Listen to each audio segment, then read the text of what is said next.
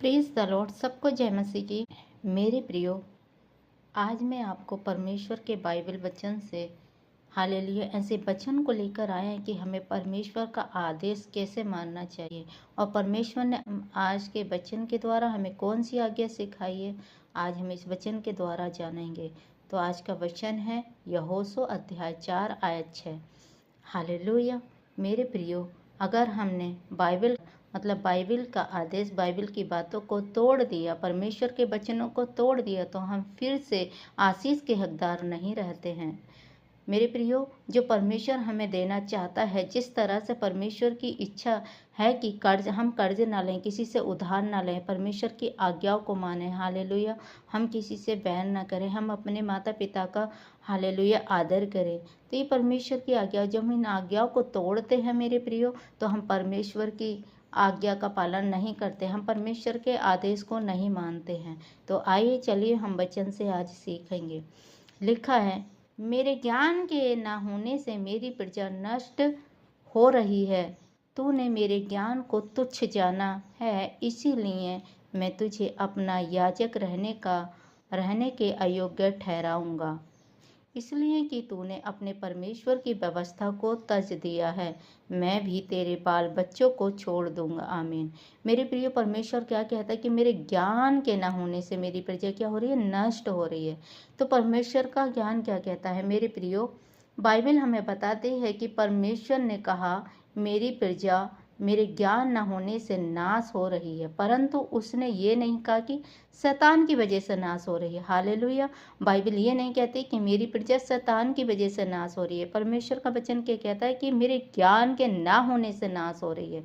मेरे प्रियो, जब कभी आप परीक्षाओं में फंसते हो तो परमेश्वर का एक बाइबल वचन कहता है कि मनुष्य अपनी अभिलाषाओं में फंस कर पाप में पड़ता है और पाप गर्भवती होता है। तो जब मनुष्य मेरे प्रियो अपने ही हालेलुया ज्ञान के द्वारा हालेलुया प्रजा नाश हो रही है और ज्ञान के द्वारा जब परमेश्वर की आज्ञा को नहीं मानते हैं, तो हालेलुया आप एक अंधकार में घिर जाते हैं। हालेलुया। तो परमेश्वर ने कहा है कि मेरी प्रजा ज्ञान के ना होने से नष्ट हो रही है, ज्ञान के ना होने से नाश हो रही है, ना कि शैतान की वजह से। कहीं बाइबल में ये नहीं लिखा कि शैतान की वजह से नाश हो रही है। आज हम देखते हैं कि बहुत सारे लोग बंधनों में पड़े हैं, पाप में पड़े हैं, नशे में पड़े हैं, बीमारी में जकड़े हुए हैं। क्यों मेरे प्रियो? क्योंकि उन्होंने परमेश्वर के आदेश को नहीं माना, परमेश्वर के वचन को नहीं माना, बाइबल के वचन को नहीं माना। जब बाइबल में निर्गमन में हम देखते हैं तो परमेश्वर अपनी इजरायली प्रजा से कहा था कि तुम कनानियों के साथ कुछ भी रिश्ता ना रखना, क्योंकि तुम उनके रीति रिवाजों में फंसोगे। तो वह परमेश्वर का उनके लिए एक ऑर्डर था। क्या था? परमेश्वर के लिए एक आदेश था, परमेश्वर के लिए ऑर्डर था। फिर भी उन्होंने क्या करा?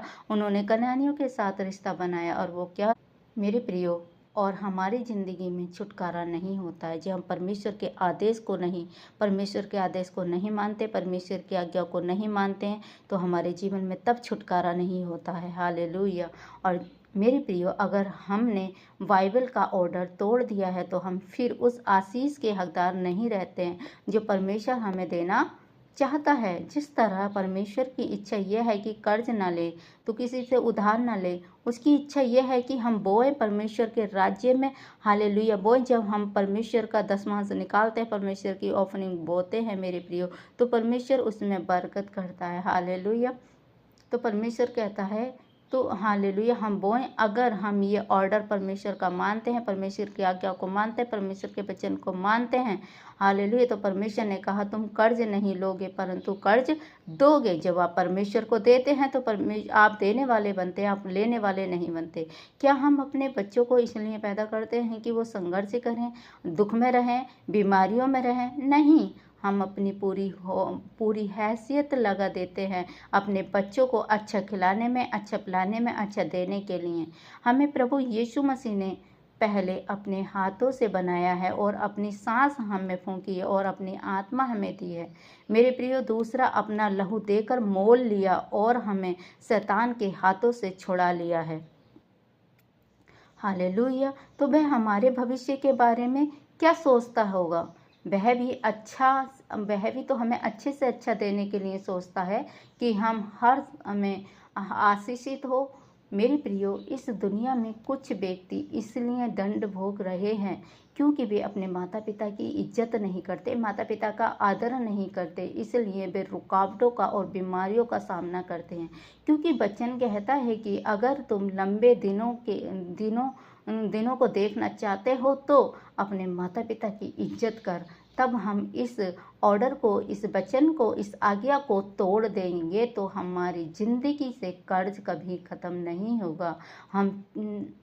मेरे प्रियो, चाहे हम पूरी धन दौलत दान कर दें या सब कुछ कर लें, लेकिन जीवन में कर्ज श्राप कभी नहीं खत्म होगा, क्योंकि हमने बाइबल का, परमेश्वर का वचन तोड़ दिया है, परमेश्वर की आज्ञा को हालेलुया हालेलुया नहीं माना है। मेरे प्रियो, जब घर में माता पिता का सम्मान नहीं है तो उस घर में कभी भी आशीषित नहीं रह सकती। इसलिए हमें परमेश्वर ने बाइबल में जो ऑर्डर दिए है, जो आज्ञा दी है, जो उपदेश दिए, उन्हें हमें मानना है और उनके अनुसार चलना है। तब फिर हम बंधनों से छुटकारे को पाएंगे और आशीषित भी होंगे। मेरे प्रियो, यदि आप भी अपने जीवन में आशीष को देखना चाहते हैं, बंधनों से छुटकारा पाते हैं, तो अपने माता पिता का आदर करें, उनका सम्मान करें। हालेलुया, क्योंकि ये परमेश्वर का आदेश है। हालेलुया। मेरे प्रियो, मैं आशा करती हूँ इस वचन के द्वारा हालेलुया आपने सीखा है कि आप अपने जहाँ भी कहीं आपके माता पिता हैं, आप उनकी इज्जत करेंगे। हालेलुया, उन्हें सम्मान देंगे। हालेलुया, और आप अपने जीवन में बड़ी आशीष और छुटकारे को देखेंगे। जब आप ऐसा करते हैं तो आप अपने माता पिता के रूप में आप परमेश्वर का ऑनर करते हैं, परमेश्वर की इज्जत करते हैं। हालेलुया। तो आइए मैं एक छोटी सी प्रार्थना करती हूँ। सर्वशक्तिमान परमेश्वर, मैं इस वचन के लिए आपका धन्यवाद करती हूँ। परमेश्वर, आप मुझे अनुग्रह दीजिए, ताकि मैं प्रार्थना करती हूँ परमेश्वर, मेरे बहन भाइयों को मुझे अनुग्रह दीजिए, ताकि हम आपके अनुग्रह के द्वारा बाइबल के ऑर्डर को, बाइबल के आदेश को तोड़ ना पाएं। मेरे परमेश्वर, बल्कि उन्हें मानकर आपकी महिमा कर सके। प्रभु यीशु, पिता आज्ञा पालन कारी बन सके, आपके बच्चे आज्ञा मानने वाले बन सकें। धन्यवाद पिता, मैं आपका धन्यवाद करती हूँ इस वचन के लिए। पिता, मैं आपका धन्यवाद करती हूँ। ये प्रार्थना अपने प्रभु यीशु मसीह उद्धारकर्ता के मीठे सामर्थ्य नाम से मांगती हूँ, आमीन आमीन। तो इस वचन के पढ़े और सुने जाने पर प्रभु आप सबको आशीष दे, सबको जय मसीह की। God bless you. यदि आपने इस वचन से कुछ सीखा है तो हमें कमेंट करें और कमेंट में आमीन लिखें। तब तक के लिए सबको जय मसीह की। God bless you all.